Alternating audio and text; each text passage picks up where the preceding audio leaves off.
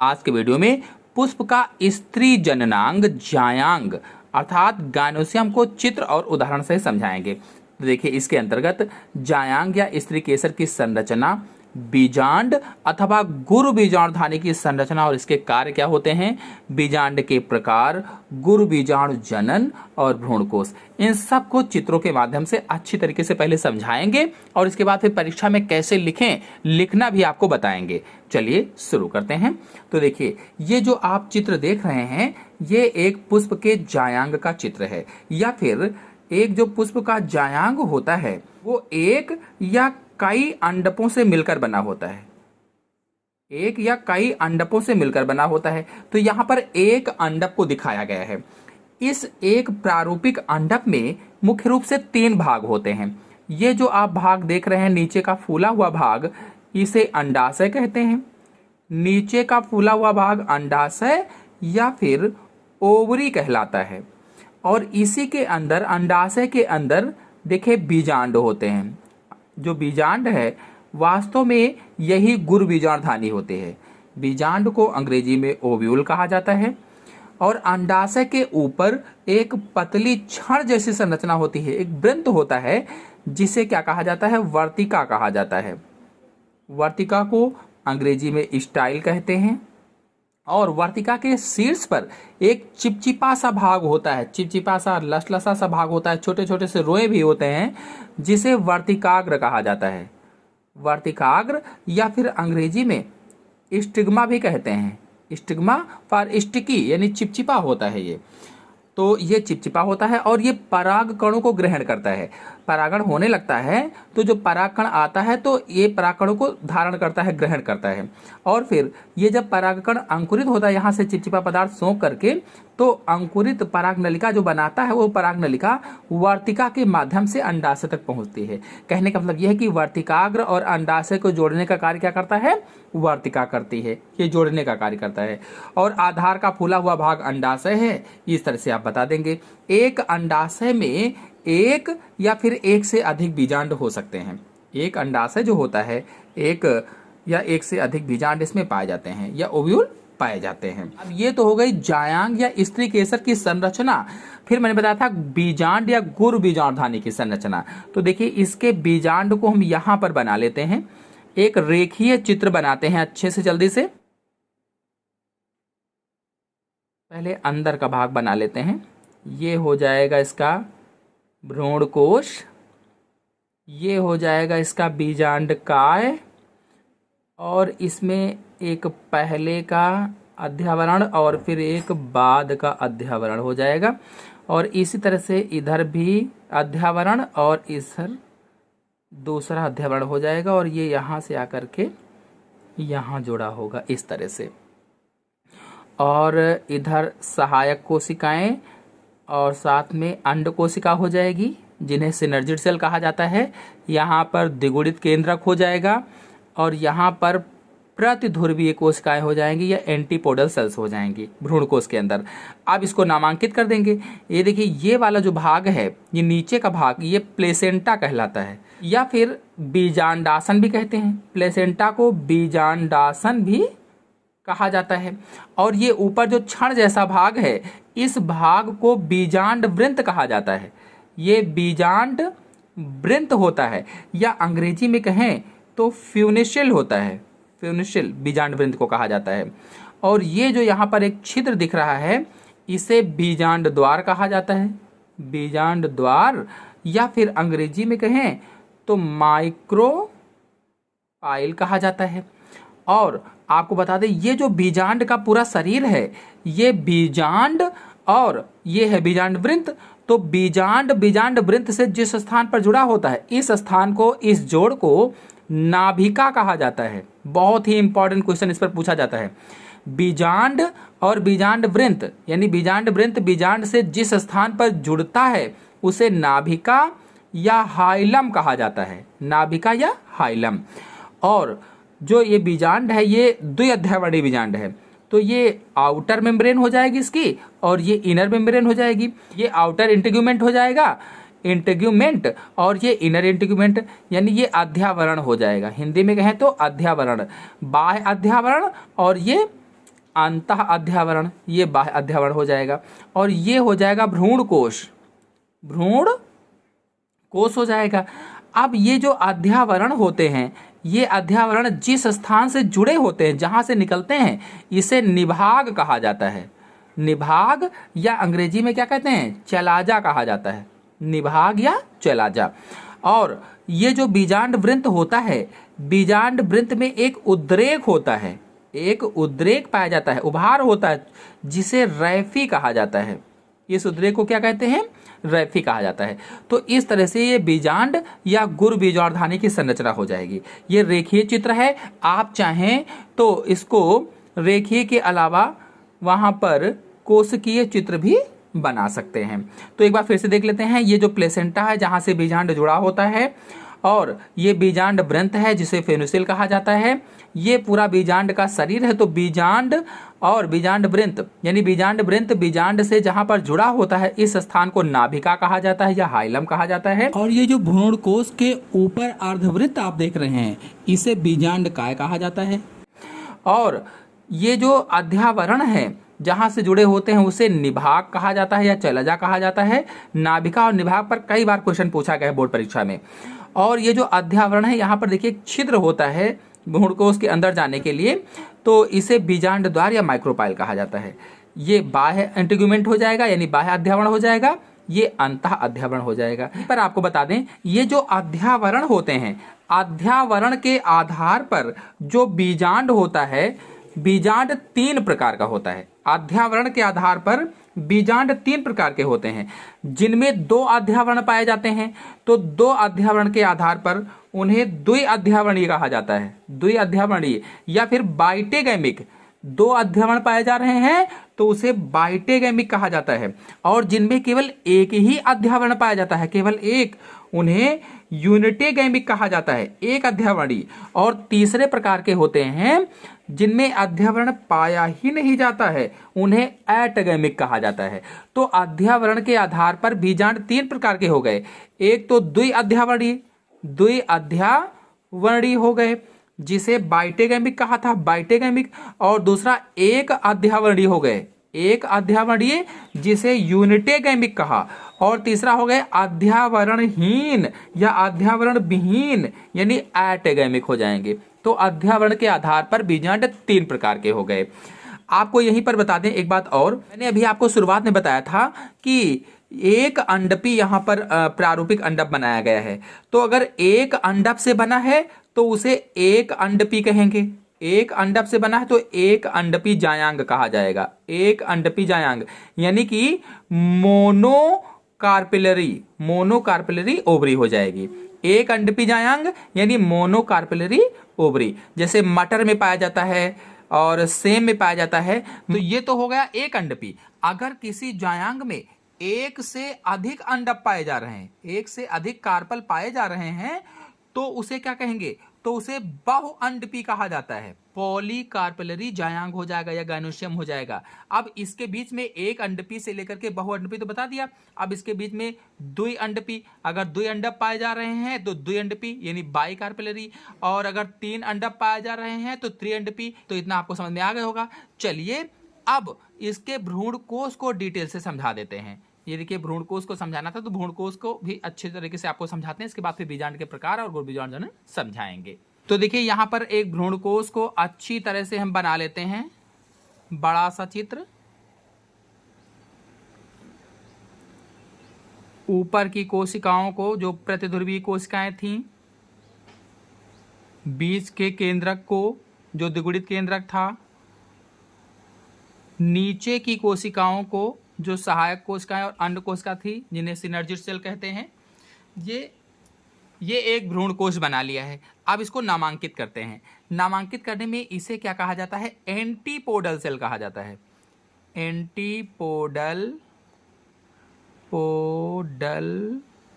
Sales, antipodal cells को प्रतिध्रुवीय कोशिकाएं कहते हैं, कोशिकाएं कहा जाता है। और ये जो बीच में है, इसे क्या कहा जाता है, तो पोलर न्यूक्लियाई कहते हैं, या द्विगुणित केंद्रक कहा जाता है। द्विगुणित केंद्रक, क्योंकि दो केंद्रक इसमें मिल जाते हैं इसलिए ये द्विगुणित केंद्रक हो गया या पोलर न्यूक्लियाई हो गया।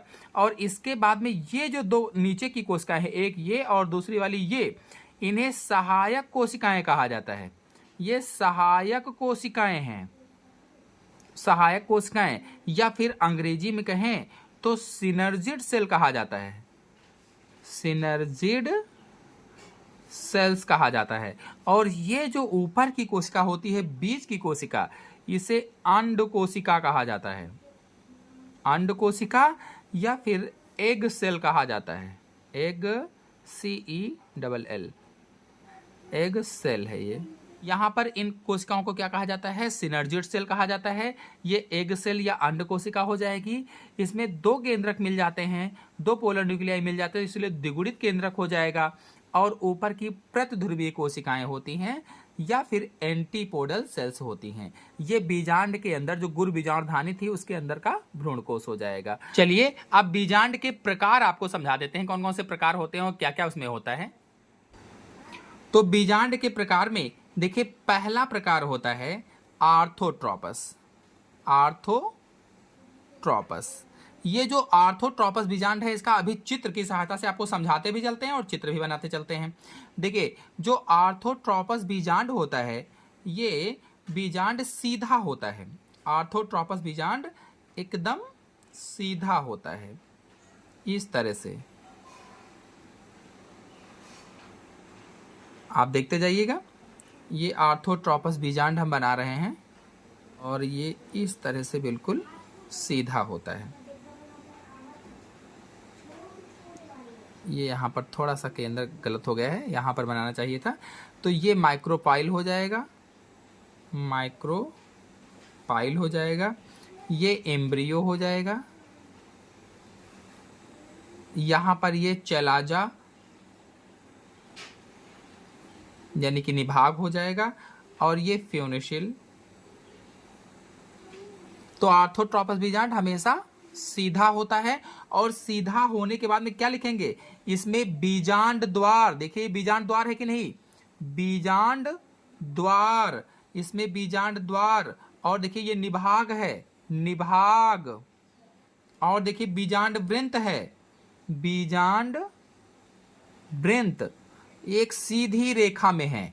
तो एक तो बताएंगे ये सीधा होता है, दूसरा बताएंगे बीजांड द्वार, निभाग और बीजांड वृंत एक सीधी रेखा में होते हैं।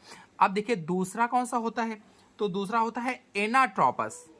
एनाट्रोपस बीजांड। एनाट्रोपस बीजांड कैसा? ये उल्टा होता है, उल्टा होता है। एनाट्रोपस बीजांड कैसा होता है? तो उल्टा होता है। देखिए इस तरह से आप बीजांड बना दीजिए इसका। ये भ्रूणकोश हो जाएगा, ये इसके अध्यावरण हो जाएंगे इस तरह से। ये यहाँ पर इसका बीजांड वृंत हो जाएगा, बीजांड वृंत है। ये बीजांड द्वार है, बीजांड द्वार है। ये निभाग है। अब इसमें देखिए जैसे लिखा था बीजांड द्वार, निभाग, बीजांड वृंत एक सीधी रेखा में होते हैं।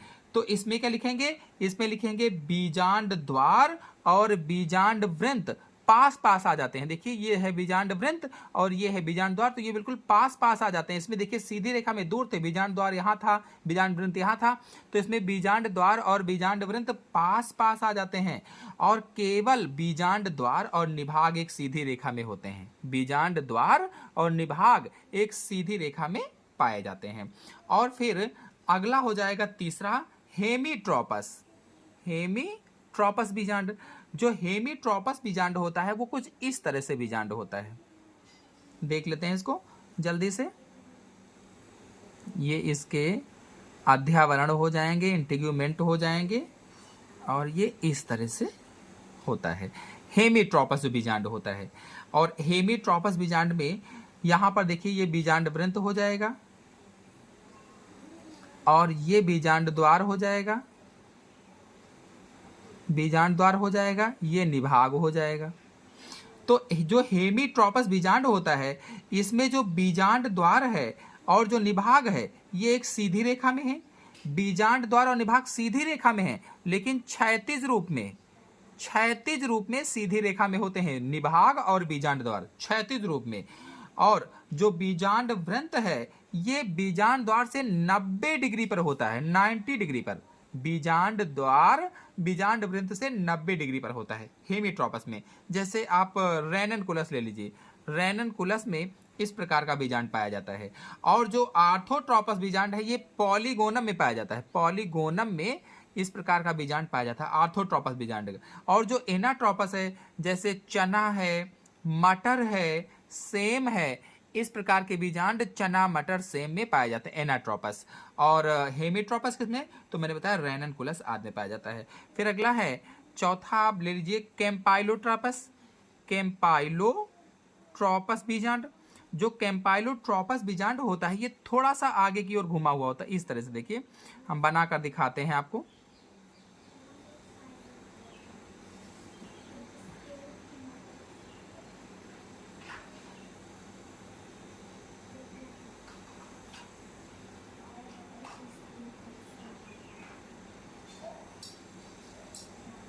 इस तरह से देखिए, इसका मुख बिल्कुल सीधा था, इसका यहाँ पर बीजांड द्वार होता है, ये बीजांड द्वार हो जाएगा, ये बीजांड वृंत हो जाएगा, और यहाँ पर कहीं ये निभाग होगा, ये निभाग हो जाएगा।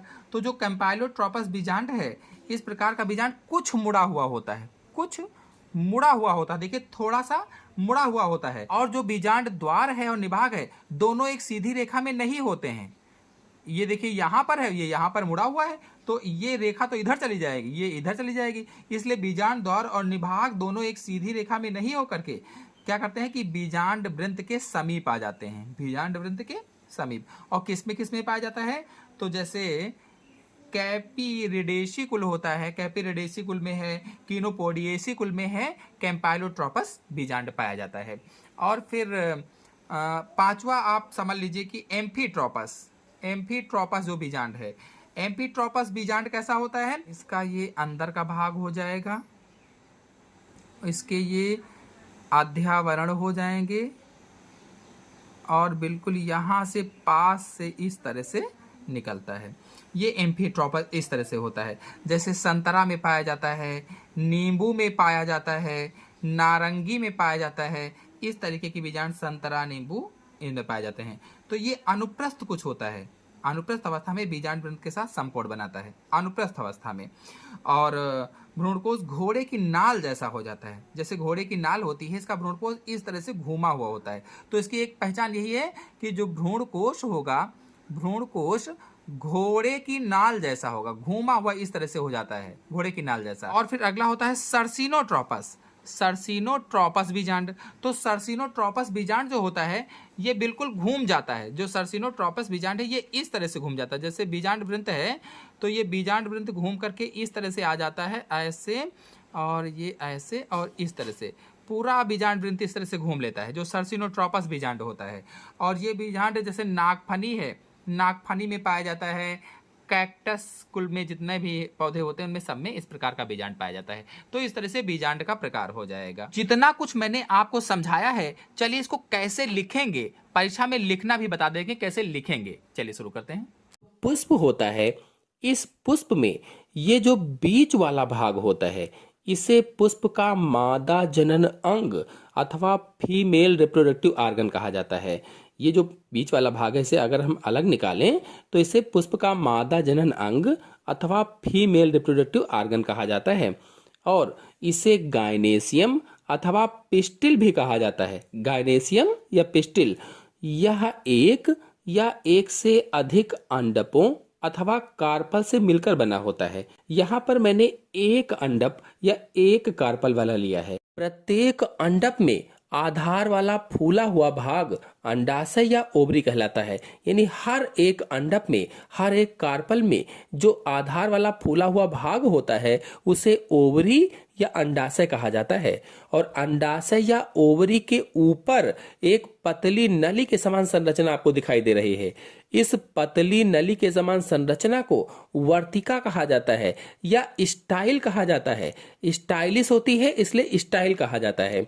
और स्टाइल के ऊपर स्टिकी एक संरचना पाई जाती है या चिपचिपी संरचना पाई जाती है, घुंडी जैसी संरचना पाई जाती है, जिसे वर्तिकाग्र या स्टिग्मा कहा जाता है। चूंकि ये स्टिकी होती है, चिपचिपी होती है, इसलिए इसको स्टिग्मा कहा गया है, स्टिग्मा।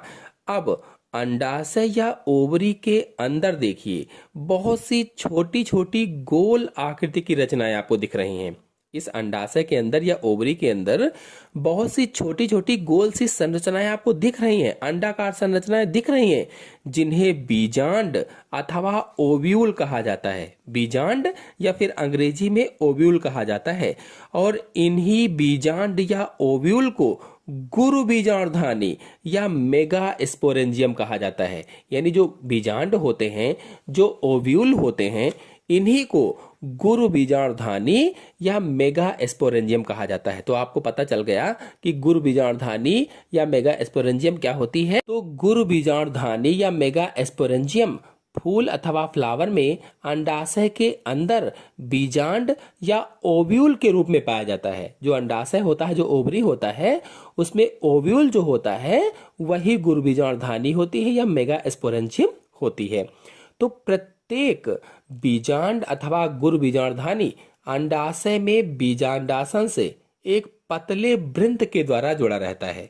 जो हर एक ओव्यूल होता है या गुरु बीजांडधानी होती है, ये अंडाशय में बीजांडासन से एक पतले वृंत के द्वारा जुड़ा होता है, पतले डंठल के द्वारा जुड़ा होता है। मतलब जो बीजांड है या मेगा स्पोरेंजियम है, यह एक ओवरी के अंदर जो फ्यूनिसल होता है, फ्यूनिसल द्वारा प्लेसेंटा से जुड़ा होता है। फ्यूनिसल क्या है? तो बीजांड वृंत के द्वारा। प्लेसेंटा क्या है? तो बीजांडासन होता है, तो फ्यूनिसल के द्वारा प्लेसेंटा से जुड़ा रहता है।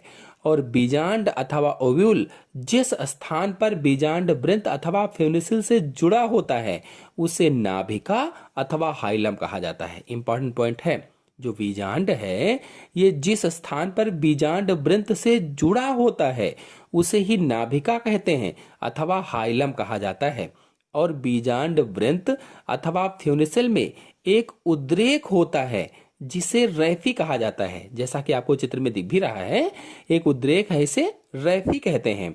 और बीजांड के अंदर का अधिकांश भाग मृदुतकीय कोशिकाओं का बना होता है।